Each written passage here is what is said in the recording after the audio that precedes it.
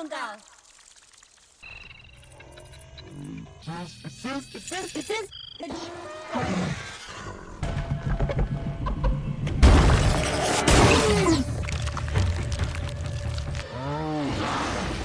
But they die alone too. You're gotta run faster.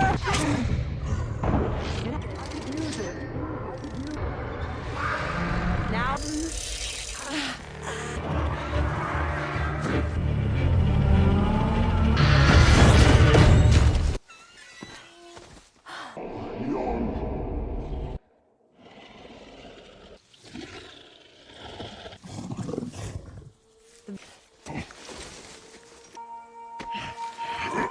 Excuse you, sir.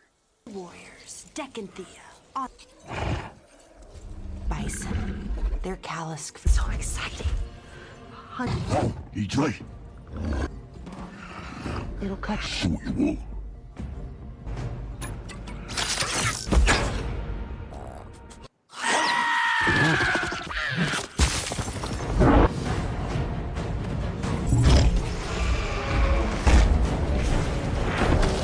Careful up in these trees.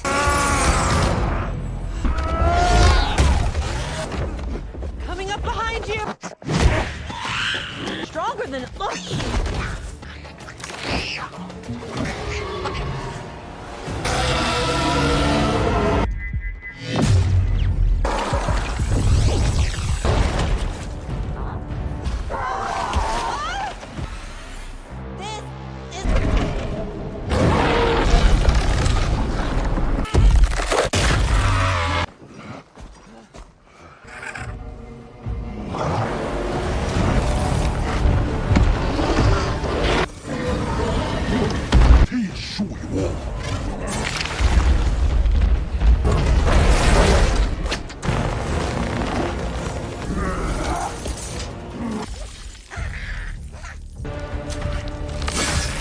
Hey guys, today we are taking a long and dusty trip into the future with a look at Predator Badlands. This movie really shakes things up by taking the classic hunter versus prey formula and dropping it into a high-tech wasteland where the humans might actually be just as dangerous as the aliens. I put a lot of work into these, so if you like what you see, a like and a subscribe is always appreciated. No worries if not. We are going to explore every inch of this new world, from the flickering holograms of the colony to the shimmering heat of the desert, where a new kind of monster is waiting to strike.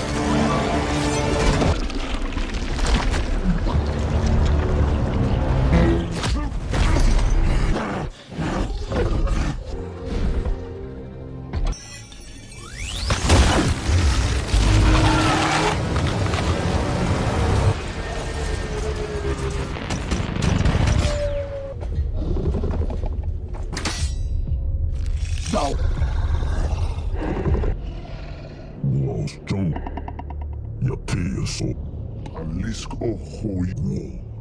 Wow, yix.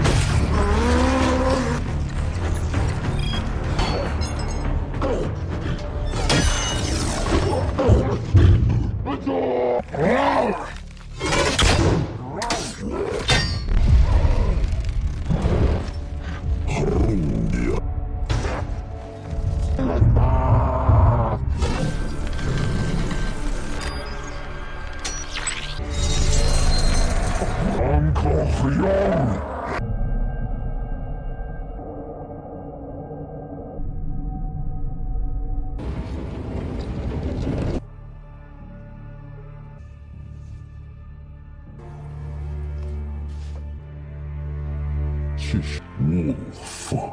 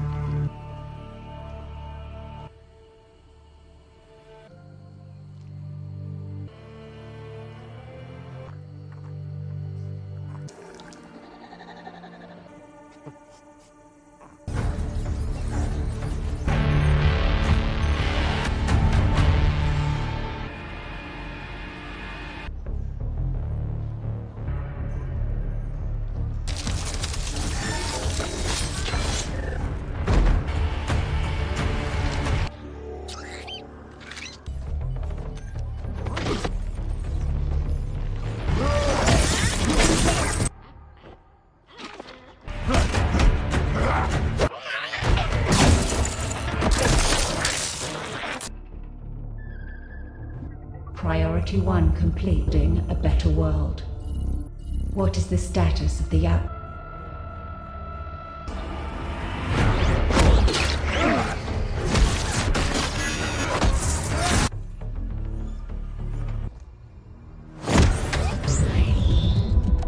Nicely done.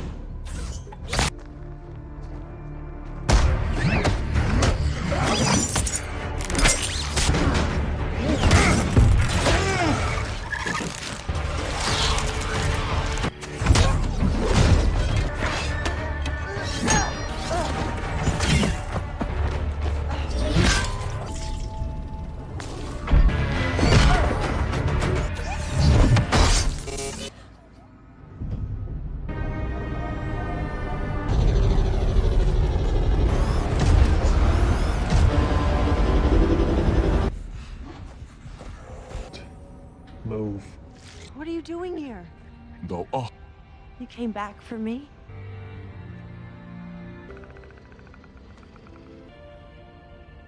Yun. We need to hurry. More. Alles ang den. Plan. Alles auf. Let's go hunt. Wait here. I have an... I see him.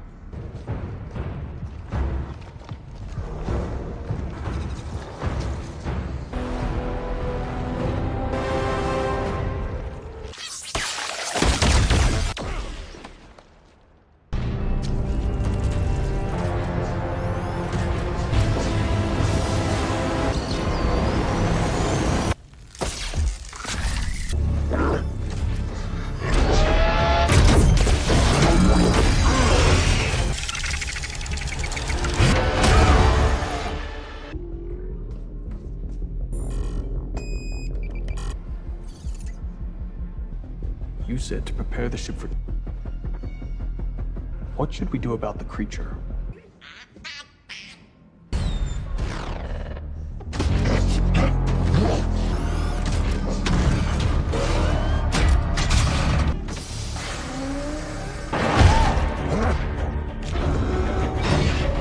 Feel to be hunted.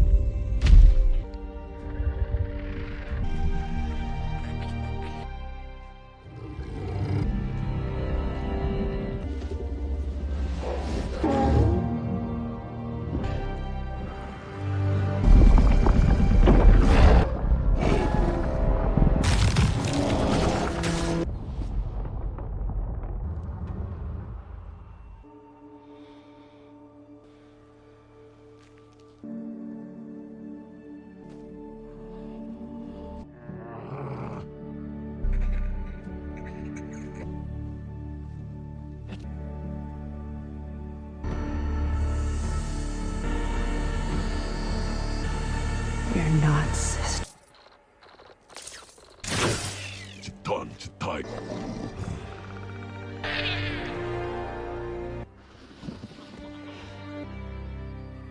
Deck of...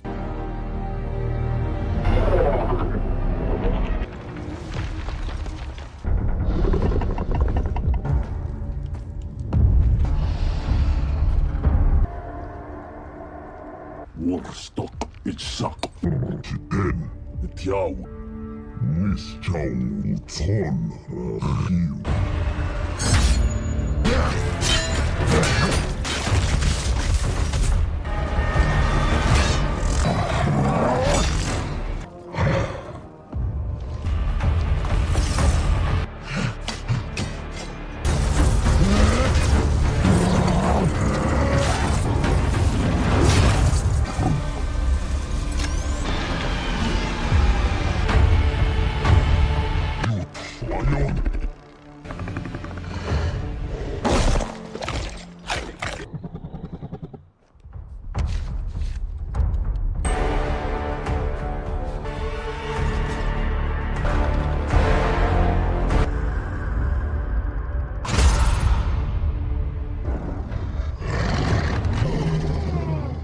The story begins on a planet that looks like it has been chewed up and spat out by a giant cosmic lawnmower.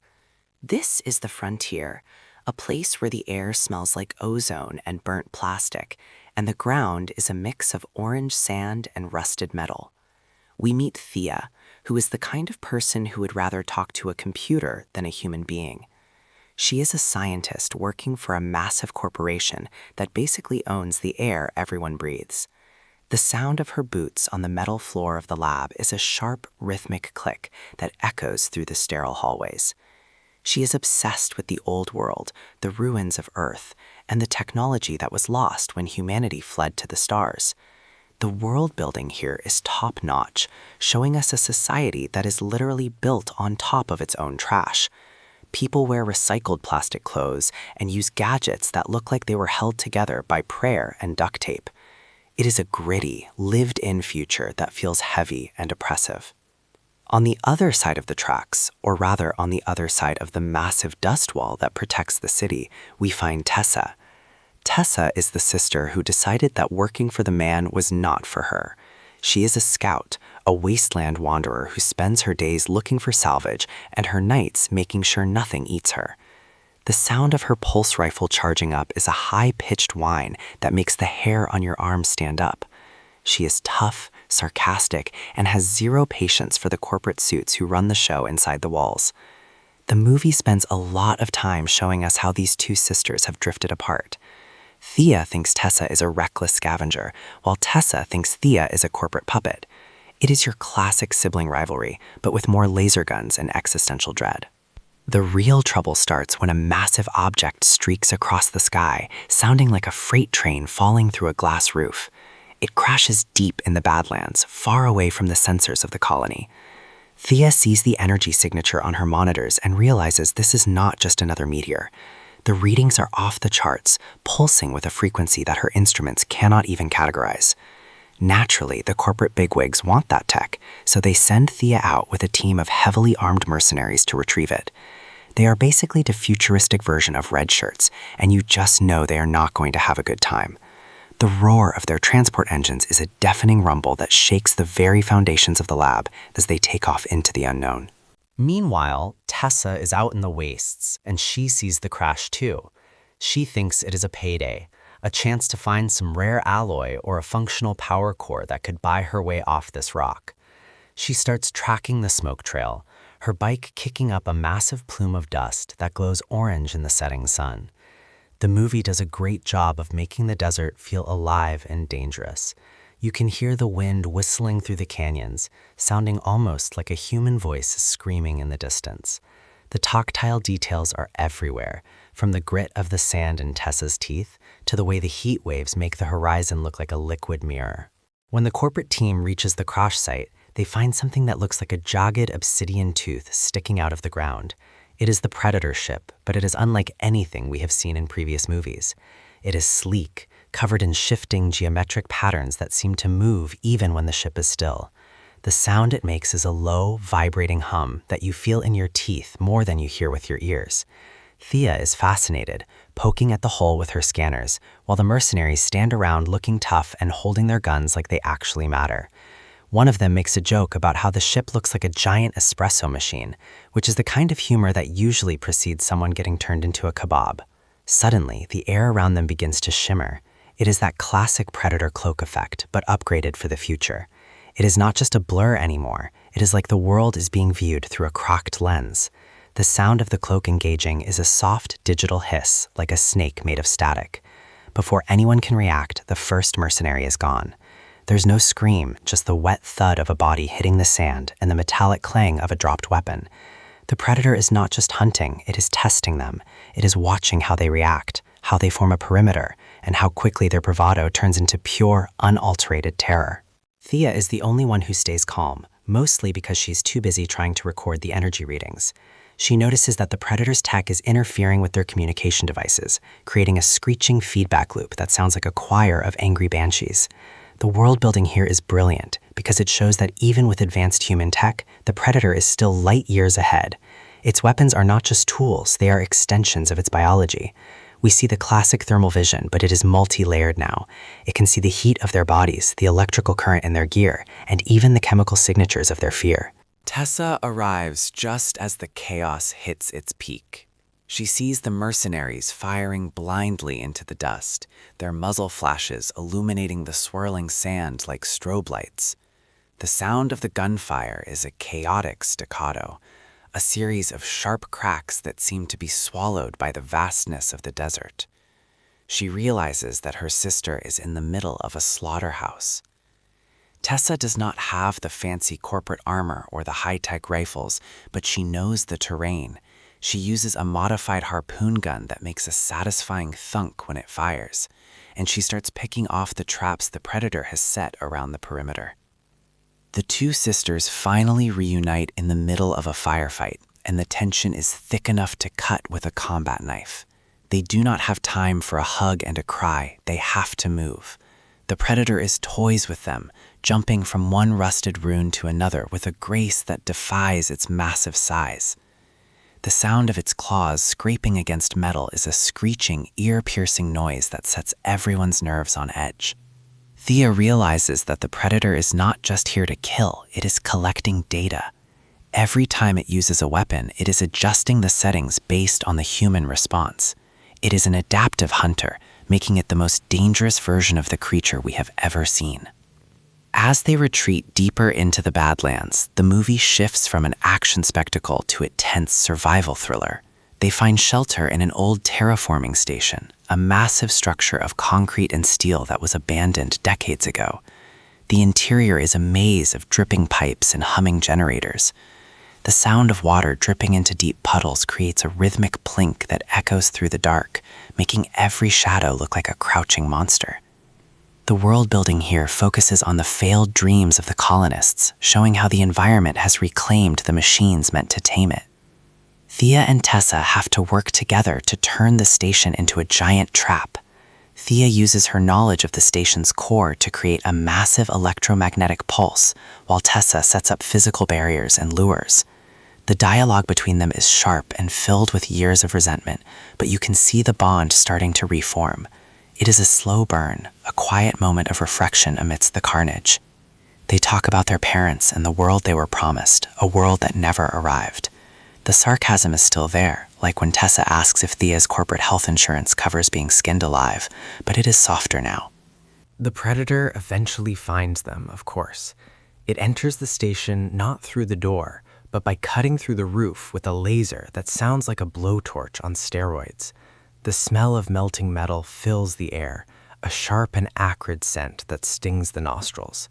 The final showdown is a masterpiece of choreography and sound design. The Predator uses its new toys, including a series of floating drones that emit a high-frequency pulse to disorient the sisters. The sound is a pulsing, rhythmic thrum that makes the screen vibrate. Tessa holds her own in hand-to-hand combat, using the environment to her advantage. The sound of her fists hitting the Predator's armor is a dull, heavy thud, like hitting a brick wall covered in leather. She's outmatched in strength, but she's faster and meaner. Meanwhile, Thea is frantically trying to bypass the station's security protocols to trigger the EMP. The tension builds as the predator gets closer and closer, its clicking growl becoming a constant, terrifying background noise. It sounds like a bag of marbles being shaken by a giant, a wet and guttural noise that signals imminent death. Just as the predator is about to deliver the final blow, Thea slams her hand onto the console. The EMP goes off with a sound that is not a bang, but a sudden, deafening silence.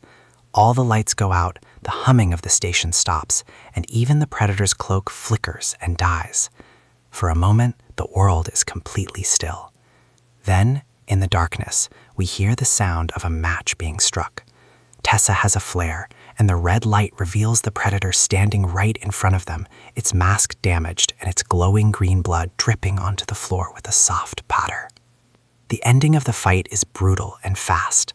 Without its tech, the predator is still a monster, but the sisters are a team.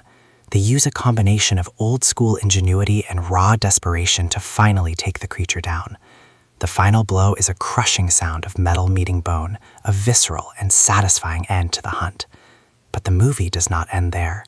As the sun rises over the Badlands, Thea and Tessa stand over the fallen hunter. They realize that the corporation is going to come looking for the tech, and they are not going to be happy that it is destroyed. The world building expands in these final moments, showing that the real threat was never just the alien from the stars. The society they live in is just as predatory, always looking for a way to exploit and consume. The sisters decide to disappear into the wastes, taking what they have learned and becoming something new. They are no longer a scientist and a scout. They are survivors. The sound of the wind blowing across the desert returns, a lonely and haunting whistle that suggests their journey is just beginning. The movie leaves us with a sense of wonder and terror about the universe. It suggests that there are many more hunters out there, and that humanity is just starting to realize its place in the food chain. The technology we saw was just a glimpse of what the predators are capable of, and the society of the Badlands is just one small corner of a much larger and darker galaxy. It is a film that respects the legacy of the franchise while pushing it into a bold new direction, focusing on the characters and the world they inhabit rather than just the body count. As the dust settles and the long shadows of the Badlands stretch across the horizon, a profound quiet descends upon the landscape.